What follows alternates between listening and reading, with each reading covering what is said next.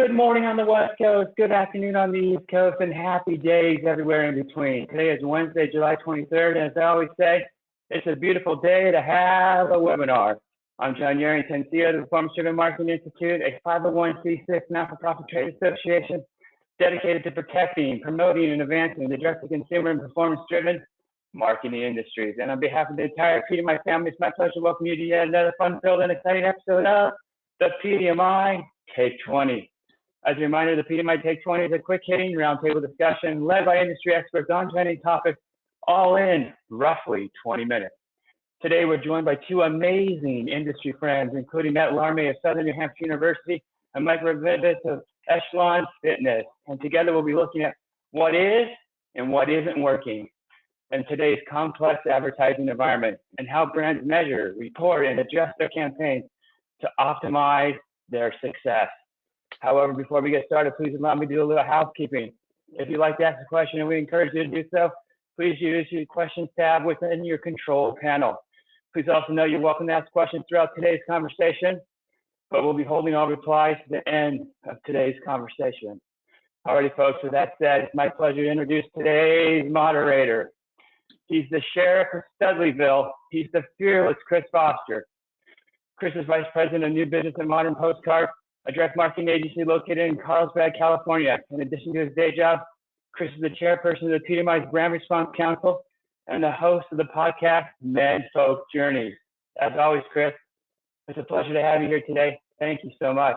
And for the 119th time, because today is the 119th episode, take it away, my friend. Take it away. You got it, Johnny. Thank you so much for that fantastic handoff, and thank you to these fantastic guests.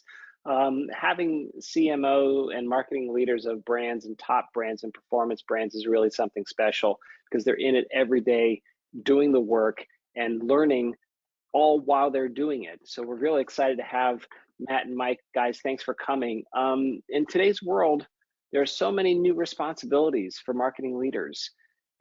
Now you have to figure out how to incorporate AI, maybe testing TikTok, some emerging social channels, integrating CTV in the media plans, and so much more than I just mentioned. But one of the core responsibilities that hasn't changed is reporting on what's working and not working, and of course, allocating budget and effort accordingly. That's the responsibility up to the C-suite and the organization. So that core responsibility hasn't changed. However, data and technology have changed how marketers measure, report, and adjust their campaigns. Gone are the days of putting out an advertising campaign and waiting for 6 months to see if it worked and then make refinements. That's gone. Instead, now are the days of looking at results daily, weekly, and even within the day to make edits and spin up new tests. And to do that kind of activity, marketers need a variety of performance metrics that are readily available. They can't wait 3, 4, 5 weeks to get data. They have to have it available now so they can make in-campaign changes and continually improve how their spending dollars are impacting the brand's revenue and profit. That's the new responsibilities coming down from the C-suite. So we're joined by two masters of their craft and learn how they're meeting this challenge of this rapid response measurement and adjustment. So excited, folks. I'm gonna ask the same question for both. Mike, we can start with you and then we'll go to Matt. So please just describe your brand and the audience and the length of the consideration in the purchase cycle. So Mike, why don't you kick us off? Yeah, Chris, thanks for having me. So Echelon Fitness is a connected fitness and wellness brand. We sell primarily bikes, rowers, fitness mirrors, treadmills, all that kind of stuff attached with a membership to help guide you to your fitness success. Our typical consumer ages between 30, 35, and 55. They can be anywhere from newcomers to pros, but by and large, they're people who are just sort of starting out their fitness journey and need a place to begin, and we are there to help sort of guide them on their way. For a price, AOV for a product is anywhere $600, $700, $800 or more. So given that price, we tend to see consideration cycles of up to 90 days, sometimes longer. So that presents certainly some challenges as we think about measuring success, because it's not like you put an ad out one day and it's gonna go gangbusters. It takes some time to understand, because again, these people are on a journey if they're spending over $1,000 for some pieces of equipment. Yeah, that makes sense to me. All right, Matt, you're up. Thanks, Chris. Southern New Hampshire University is a higher education institution offering over 200 plus undergraduate and graduate programs. We are now one of the largest universities in the world with over 220,000 active online learners. We were founded in 1932. We do have a physical campus here in Manchester, New Hampshire, serving about 3,500 students. And really our consideration cycle could be anywhere from a few weeks to several months. When we consider higher education, it's not just a time commitment, it's also a financial commitment, and really working through that process with the family and how they can still tackle a full-time job and also complete their education. That's fantastic. I love it. What I love about both of your brands is that it's a real investment in themselves, right? And that it's whether it's an educational journey or a fitness journey, you're providing that path for your customers. I think it's wonderful. You guys are doing the good work. So what we know about most successful brands is that there's a handful of key performance indicators or key performance metrics to simplify the charting of the business, right? You can't look at 20 things every single day, and that's not what the C-suite's looking at anyway. However, other KPIs roll up to support different areas, right? So if you're looking at total of, let's say, new customers, underneath that are a whole lot of metrics that roll into maybe the leads or certain downloads or certain types of leads, whether it's marketing qualified leads or sales qualified leads, etc. So as a marketing leader, I'm asking both of you, what kind of high level KPIs do you look at and what are those supporting metrics underneath? Matt, let's just continue with you with Southern New Hampshire. Great. As you mentioned, Chris, first and foremost, we are looking at leads. That's the main metric point that we're looking at. But with that, we look further down the funnel to enrollment as well as persistence.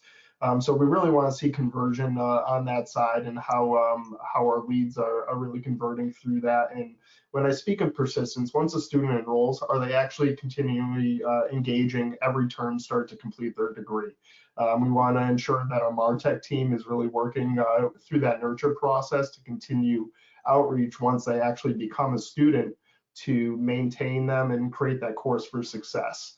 And it's really proven successful, especially as we've continued to add personalization to things within email. So when you get an email from SNHU, it'll say it's directed right to you, Chris, and it's very personalized. And one of the coolest things that we've done as someone comes in, they may even see your future is calling come up on the phone when we reach out to them. So it's tracking all of those things to be able to really determine what's performing for us and what we can lean into as we see that conversion rate come through. Great. I want to hang on that for a little bit, Matt, if you don't mind. Are you noticing any predictive behaviors based on some kind of metrics?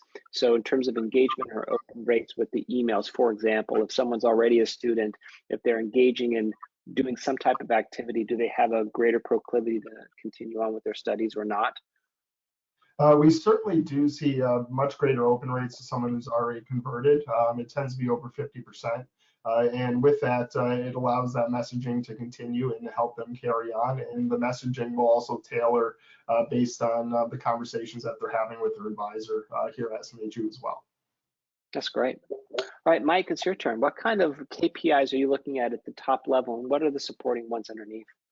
Sure, I look at the business really in two ways. Since we're also a membership model, I think about one, getting them in the door, and that's largely CAC or ROAS, right? Are we getting enough people to buy the equipment based on what we're spending, right? But a big portion of what we can spend is based on our LTV. How long will they stay as members? So we need to make sure that not only when they convert on their product, that we get them to convert on their membership month in and month out, right? Because then that increases the LTV and allows us obviously to reinvest that back into more marketing. So that's at a high level, and then that supports that. Certainly AOV is a big part of it. How can we continue to drive their basket, whether that's having them step up in the type of treadmill or bike they're buying, whether there's certain add-ons that they want with it. So AOV is certainly important. And then, we're not as focused on some things like click-through and engagement, but more and more as we're trying to find, say, winning creative that is kind of helping us decide how we can continue to lean in and be more effective. We're looking at some of those metrics to just say, hey, are we creating the type of engagement that we're looking for to create interest down the funnel? That's interesting because you've got two things. You have to buy the equipment, but then you want them to be members to sustain and persist and be, kind of stay connected with the Echelon world. In some ways, it's a parallel to SNHU, where not only do you have to enroll, but you have to stay on the course, right? So that's an interesting path for both of you. Mike, I'd like to stay with you if you don't mind. We know that fitness is a very personal purchase. Everyone's fitness journey is different, and they come into it with different mind frames, and they come into it with a different baggage and a different history. Right. There's a lot of trust that the user has to bring that equipment into their home and to make it feel like it's a friend and not a foe. So how are you leveraging the different channels to create a know-like trust path for the new users coming in? Yeah, I mean, it's really a relationship building journey, right? We have to start at the very top, introduce them to who we are and really what we do, right? Because it's not just selling a piece of equipment. Anyone can do that. How can we start to differentiate? And really what we're all about, I like what Matt said, it's like your future is calling.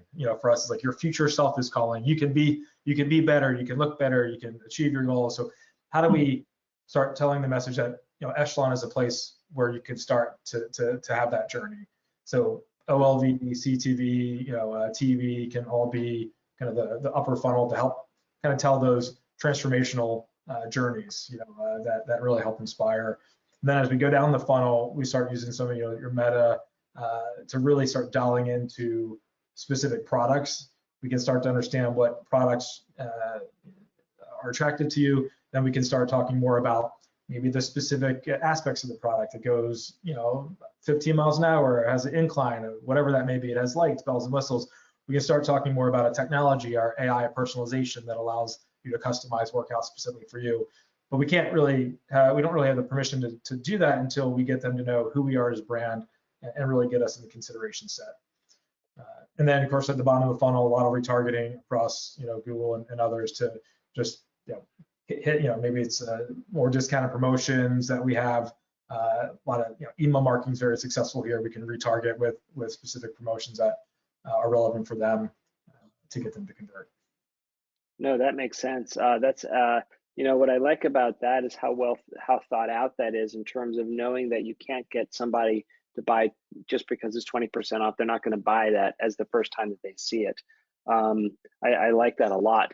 Matt, let's go over to you. You've got a degree program education. It's a long-term payoff, right? So what journey are you creating for your potential student?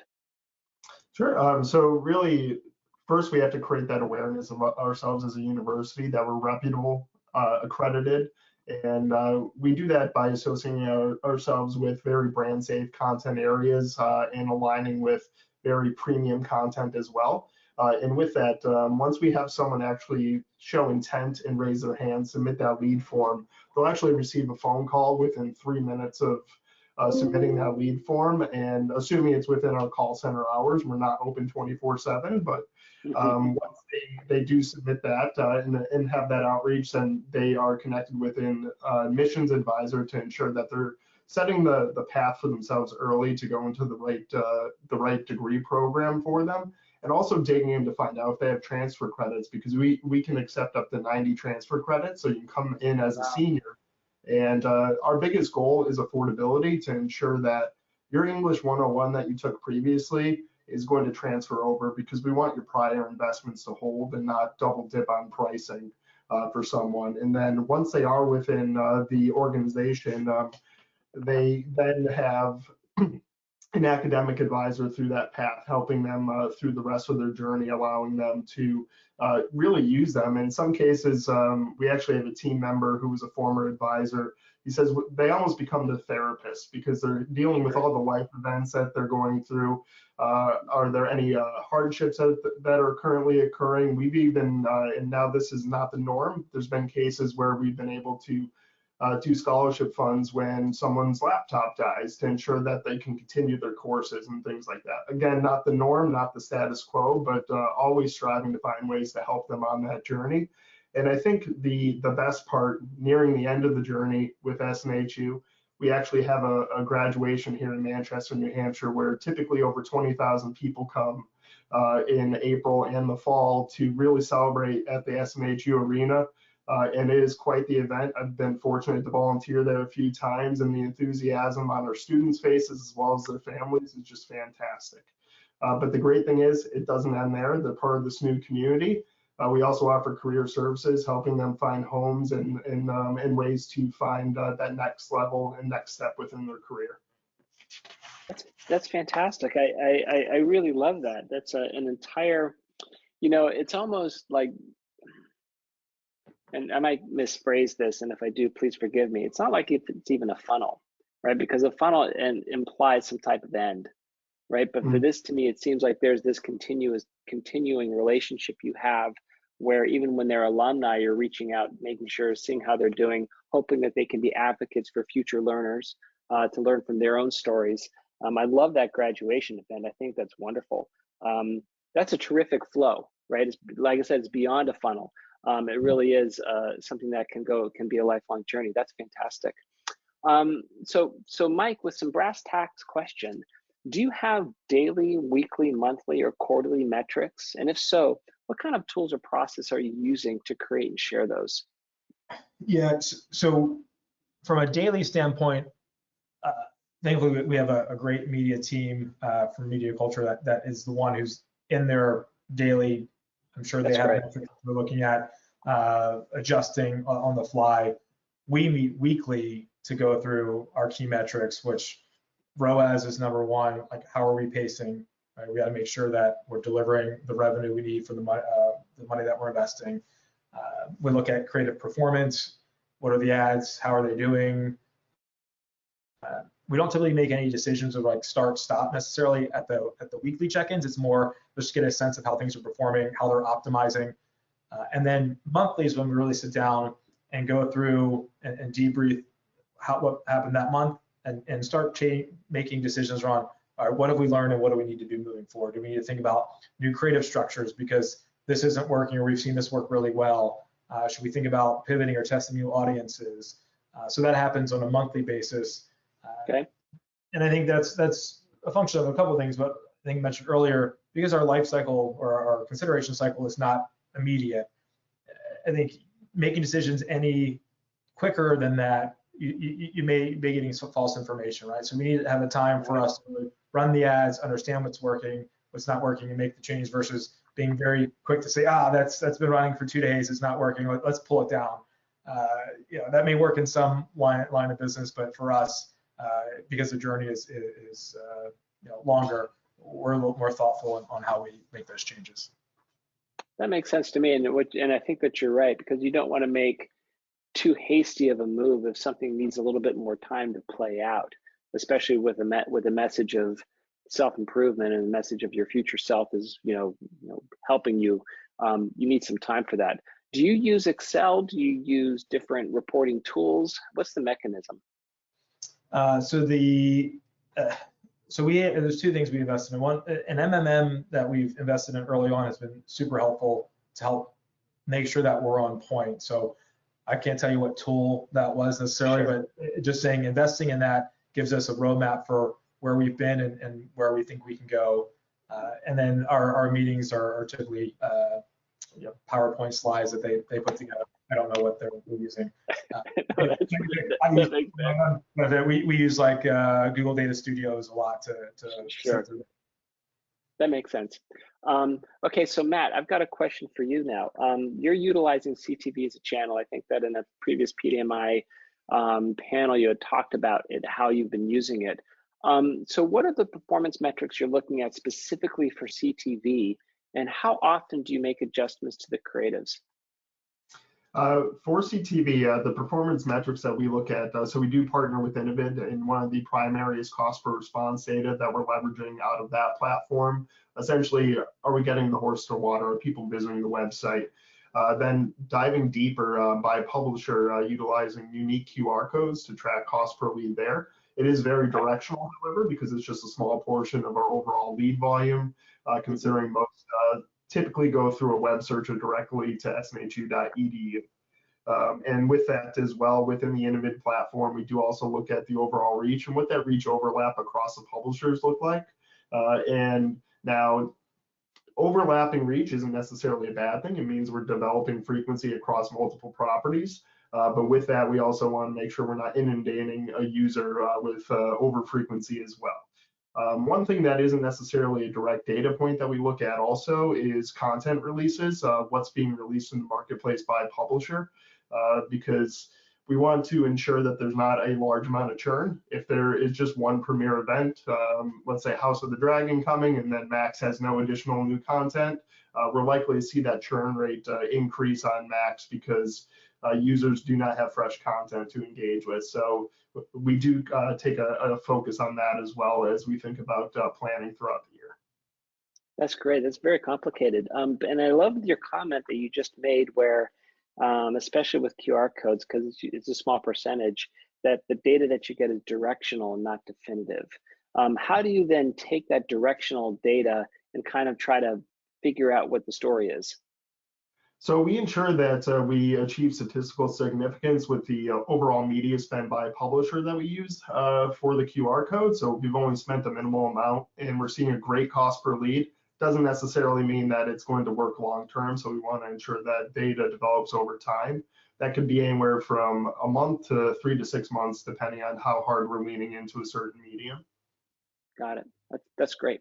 Well, you guys, this conversation has just flown by. We could talk for hours on this stuff. You guys, really, these answers have been wonderful. But I have a final question for each of you. And Matt, why don't we just stick with you on this? So you guys have been in marketing for a while. We know that the expectations are changing. So what are the changing expectations from the C-suite in particular on how it relates to reporting, marketing reports, and ad effectiveness, and kind of the return on ad spend that you're delivering? Well, for starters, it's not gut feelings anymore, Chris. So it's not something that we can just go and say, well, I feel like this is the right thing to do. We have a hard approach with a lot of research leading into any test, and really just understand the measurement that we're gaining from it and be able to convey that to leadership and what the results are anticipated to be, what the outcome was, and if the outcome doesn't exceed what we were anticipating, how do we iterate going forward, and really breaking down that analysis for our leadership as well, and taking all the data that we have and creating the proper narrative around it. It's easy to pull out a report and send data to someone, but what does that story really say? And that's something that we've been curating more so over time, especially as we look at how we spend year over year. If we are gaining any budgetary increases, what impacts are being created by those additional budgets, and not just on standard lead volume, but actually converting to enrollments for the university. And that is something that we have to also be cautious about, because enrollments don't happen on day one. It's not like buying a can of Coke. You're really seeing a long-term commitment. So it can take 3 to 6 months to see a cost per enrollment bake out for a certain program. And Mike, you touched on it earlier, where you don't want to make a knee-jerk move just because something isn't working right out of the gate. It takes time for creative assets to really develop frequency. And with us using all real student testimonials, having people understand the stories and really start to have it impact them and how they can think future state, how their lives can change through higher education. And really just bringing that full circle, it allows us to pull a lot of points for our C-suite, but at the same time understanding that we need to be very concise so they can convey that to our board as well. Roger, because they've got a story to tell to other people. Yeah. Right. Mike, what about you? I mean, I look at it as there's sort of the balance of short-term profitability and long-term brand equity is sort of what I think about as I have to be profitable. Like, we just don't have money just to burn. So we have to make sure that we're delivering for the business today and are profitable. But at the same time, we don't want to limit ourselves to just, sort of the low-hanging fruit in the funnel. We got to continue to be out there for the people who are searching 3, 6, 9 months, a year down the road. And so it's constantly trying to show that what we're doing is driving the profitability we need to be in existence tomorrow, as well as the brand building and building the funnel that's going to help drive sales, a year down the road. So I'm constantly trying to show those two things. It's like, hey, we're profitable, but we're not doing it at the detriment of building the business for the long term. Of long-term brand building. That's fantastic. It's, it's funny, the responsibilities of CMOs, I think, have really grown exponentially over the last couple of years, because in the past it might have been like gut feel or, you know, an advertising approach, but now it's the hard metrics. It's balanced with being profitable. It's balanced with supporting the full nature of the business while also building brand. So you guys are really doing the good work. Congratulations on that. And we are at 11:30, so almost. So John, do we have questions from the audience? We've got some great questions from the audience. Let me throw a couple out to guys and get their feedback. Feel free to jump in, either one of you, when you feel comfortable. If you both want to answer, fantastic. The first question is kind of a growing the media mix question. And it's here it goes. What are some of the biggest challenges you face when integrating new performance channels into your existing media mix? I mean, I can take that. Like TikTok was one that we try to get into, and there's a couple of challenges that we face. One, sometimes the mediums require different creative, different strategy that we may not be used to, and it's a whole different. For us, it's a whole different muscle. It's a whole different way of like creating content that we hadn't done before and we're not very good at. And then also, as you're like, you got to spend some money to learn, and when you have really say stringent guidelines to deliver, it's tough to spend dollars where you're not, you know, they're going to be inefficient when they can be more impactful over here. So it's that balance between how do you test and learn and give yourself the ability to do that and drive profitability, because you know it's going to take some time to get there, and can you give yourself the runway to do that? So Mike, on the TikTok, did you try putting like cats on a treadmill or something like that? Everything. For agencies, here's the thing: if I had $1 for every email I got from some agency that said they could create viral content for me, I would be retired. So no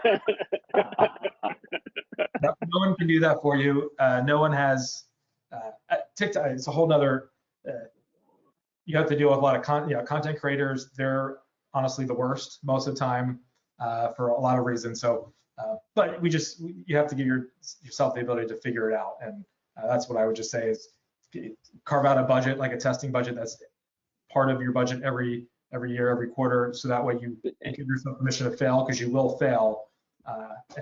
Just do you have give enough? Yourself permission to fail? That's right. Well, I'll give you the cat on a treadmill for free. So there you go. Let's try another question, guys. This one's kind of sort of a life cycle of the campaign question, and it reads: how do you decide when to pivot or pull mid-budget, mid-campaign versus letting the strategy play out? So if it's kind of not working, how do you decide it's time to pull, or let's just see where this thing goes? I can jump in on that. So for us, it's not necessarily pulling back. It's how do we optimize and take the learnings that we're gaining so far to see if we can improve that medium. And it may be renegotiating rates, reapproaching our partners, and just really just using overall thought leadership amongst our team as well as our partners to collaborate together to drive better outcomes. And if we find that after the end of the flight, those optimizations didn't apply, then it's something that we'll continue to iterate on the future, but maybe take a step back for a few months as we really think about what the results may look like, and also allow that extended period of consideration for our brand to play out a little bit further, see if we have any drag volume coming out of it. Good feedback. Thank you. Thank you so much. Anyone else want to jump in on that, or should we go to the next question? Next question. You got it. Next question is kind of an unexpected gold question. These are always great.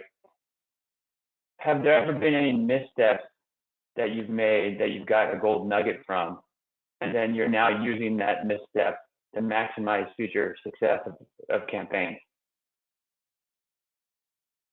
Sounds like a great interview question. So a bit of a hiccup got you to a good spot, and now it's like we got to follow that hiccup every time.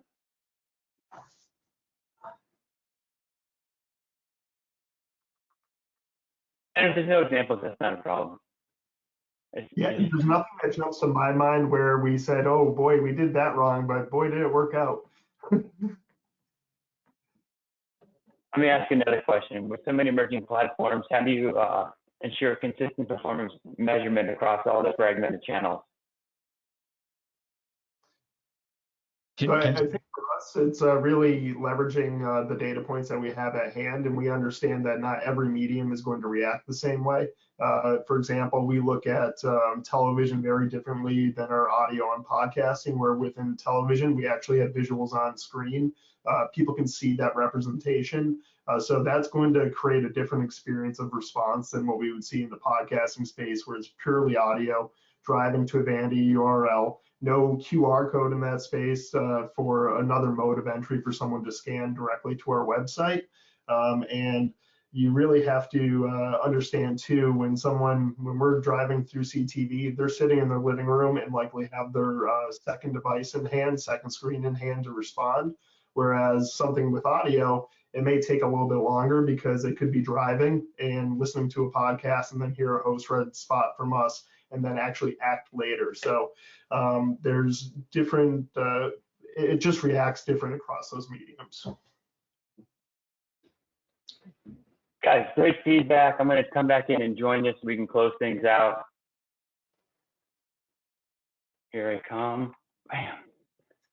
Mike, Matt, Chris, awesome conversation today. Thank you. As Foster kind of said a few minutes ago, this thing went on very fast and it hit 30 minutes very quickly. And I think you guys could have talked for another 30 minutes, hands down, and just had a great conversation. So thank you for sharing your knowledge and experience in the industry. I think everyone had a great time. I hope everyone enjoyed today's conversation as much as I did. Before we close out, I'd like to take a moment to invite each and every one of the people on the call today to join us for our next episode of the PDMI Take 20, which happens to be August 6th at 11 a.m. Pacific or 2 p.m. Eastern. I'd also like to remind everybody that PDMI's Fall Conference, PDMI West, scheduled for October 6th straight in San Diego at the beautiful Intercontinental Hotel right on the water in downtown San Diego. It's happening. You got to be there. All your friends are going to be there. Don't miss out. Currently, badge holders can save up to $200 a night on their hotel rooms. So using the hotel link that you get when you get your badge.